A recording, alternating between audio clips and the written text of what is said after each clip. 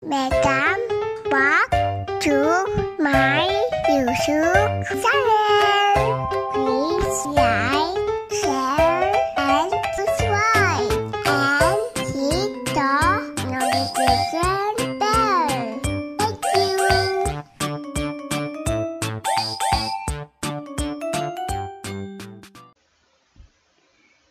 Hello grade 9 students. So in today's video, magsasolve naman tayo ng mga problems that involve quadratic equations. Okay? So at this point in time, bago ako mag-start, dapat napanood nyo na yung mga lessons natin or napag-aralan nyo na yung mga lessons kung paano ba tayo nagsasolve ng quadratic equations bago tayo mag-proceed sa mga problems. Okay? So dapat alam nyo na yung different ways on how we solve quadratic equations, yung extracting the square root, solving quadratic equations by factoring, solving quadratic equations by completing the square, and by the use of the quadratic formula. Okay.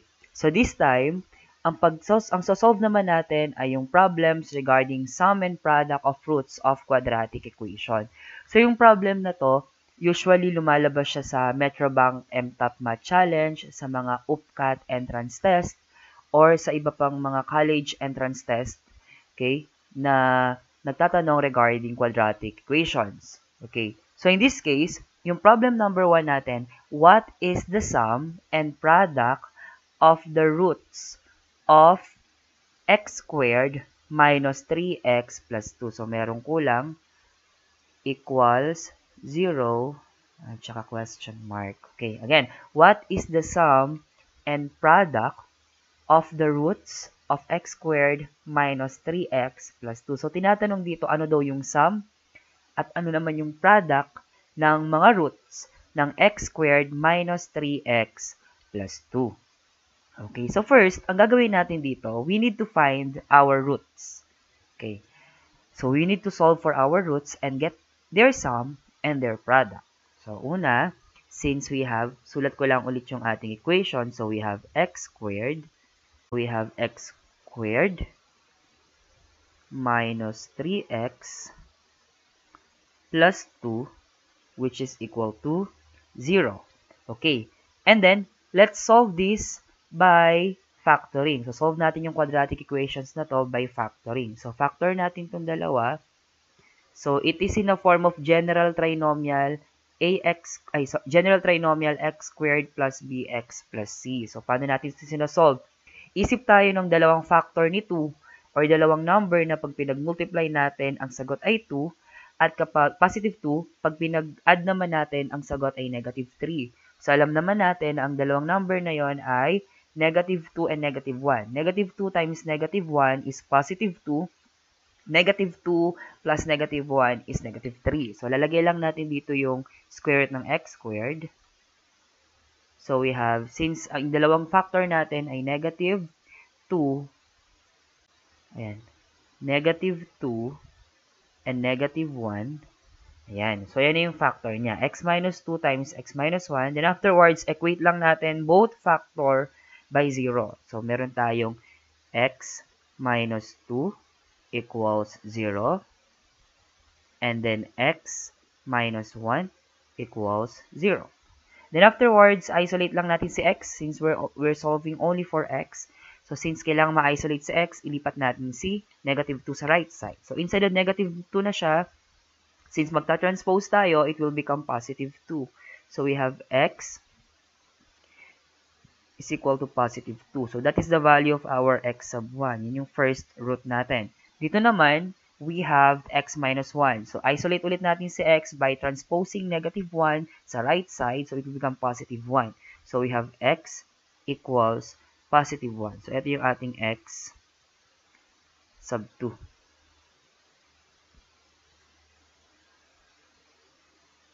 Ayan.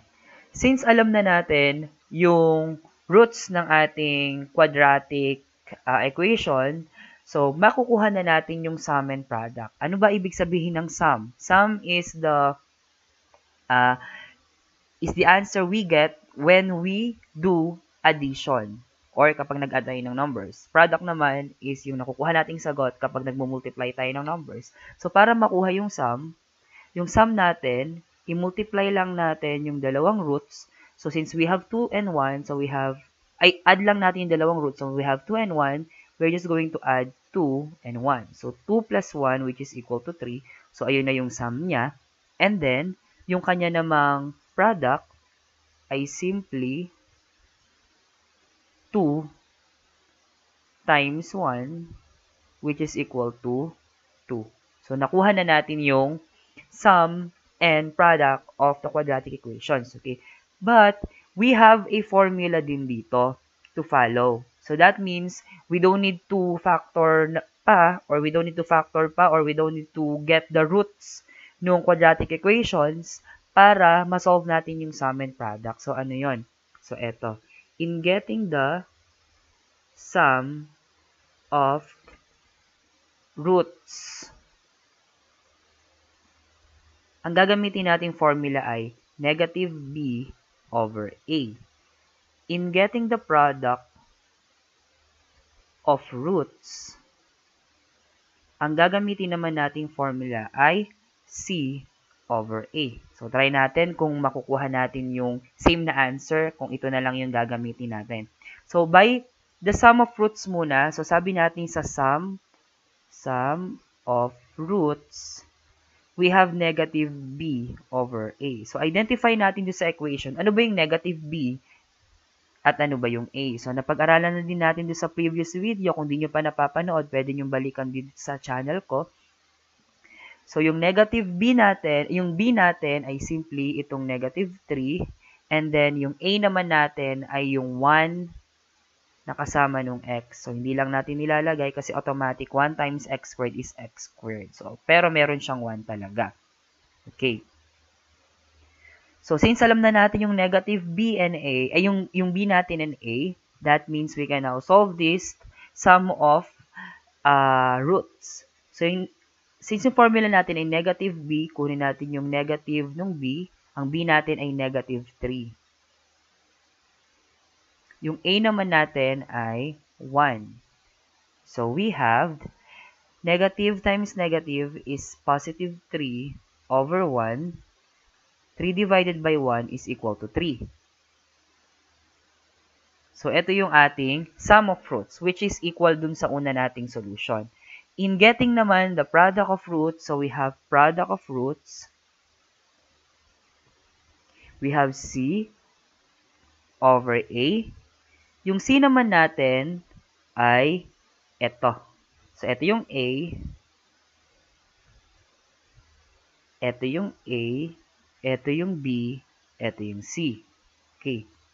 So, yung c natin ay positive 2 divided by yung a natin, which is 1. 2 divided by 1 is 2. Okay. So, nakita nyo, same lang naman sila ng sagot dito. So, that means you don't need to get the roots of the quadratic equations in order to find the sum and the sum and the product of the roots. Okay, para mas maintindihan nyo pa, let's have another set of problems na kung saan ibang way naman yung i-apply natin. Okay.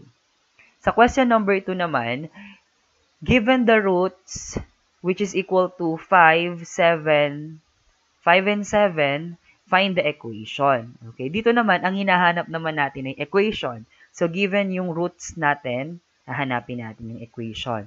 So, let's identify.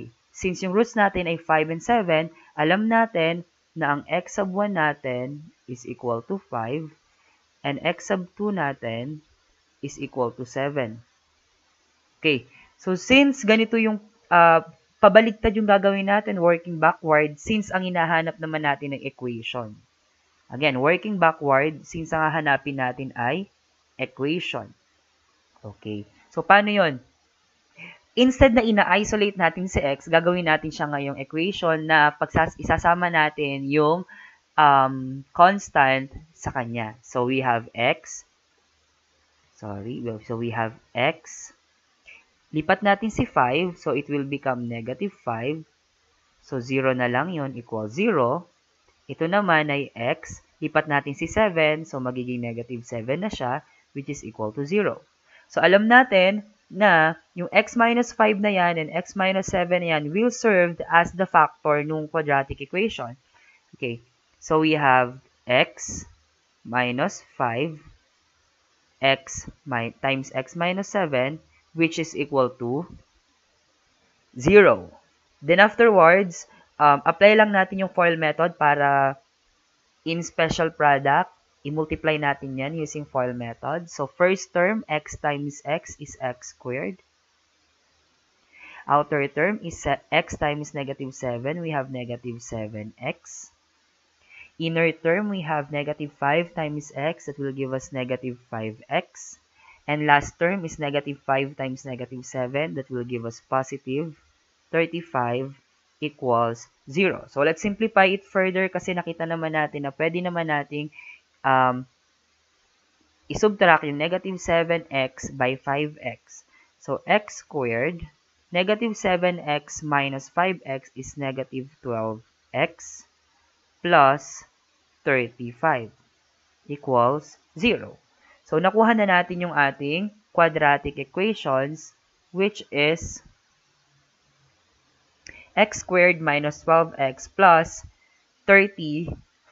Okay, so this time, identify natin yung pagkuha naman ng sum. So given naman, kunin naman natin ngayon yung sum ng roots. Since given na yung 5 and 7, yung sum is just simply equal to x sub 1 plus x sub 2, while the product is equal to x sub 1 times x sub 2. O since alam natin ang x sub 1 natin ay 5, ang x sub 2 natin ay 7, add lang natin sila, that will give us 12. Alam naman natin ang x sub 1 natin ay 5, ang x sub 2 natin ay 7, and ang x sub 2 natin ay 7. So multiply lang natin sila, that will give us 35.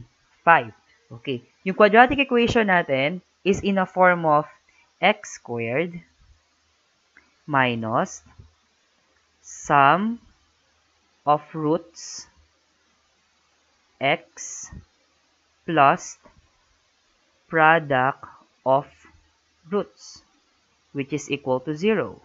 Okay. So, ito yung general, yung rule natin kapag given na yung ating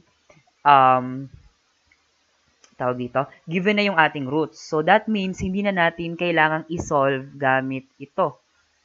So, pwede na natin siyang isolve gamit lang yung pagkuha nung sum and product ng roots. Paano yun? So, lalagay lang daw natin yung x squared minus yung sum ng ating roots, which is 12 times dx, plus yung product ng ating roots, which is 35, and then equal to 0. So, we have x squared minus 12x plus 35, which is equal to 0. So, pwede nating gamitin ito, and then pwede rin naman natin gamitin to. So, kaya ako diniscuss sa inyo yung sum and product of roots kasi mas madali na siya dahil hahanapin mo na lang, add mo na lang yung 5 and 7, give us 12, multiply mo yung 5 and 7, that will give us 35, and then, i-apply na lang natin to. Kunin natin yung x squared, yung sum of roots with x, sum of roots times x, negative sum ng sum of roots times x, so we have 12, negative, so we have negative 12x, plus yung product of root, which is 35, so we don't need to solve this ng ganito. So, makukuha din natin yung ating quadratic equations.